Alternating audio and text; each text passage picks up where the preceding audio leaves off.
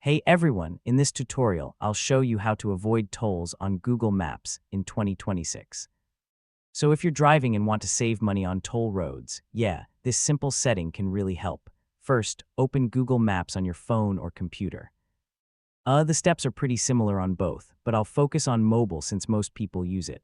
Next, tap the search bar and enter your destination, then hit directions to start planning your route. Now before starting navigation, look for the three dots in the top right corner of the route screen. Tap it to open route options. Here you'll see an option called Avoid Tolls. Turn it on, and Google Maps will automatically reroute you away from toll roads.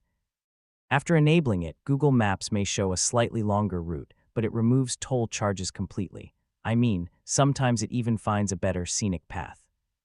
Once you're happy with the route, tap Start to begin navigation. Google Maps will now guide you without using toll roads.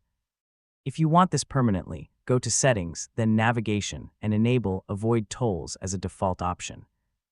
And you can also combine this with Avoid Highways if you want an even cheaper but slower route option.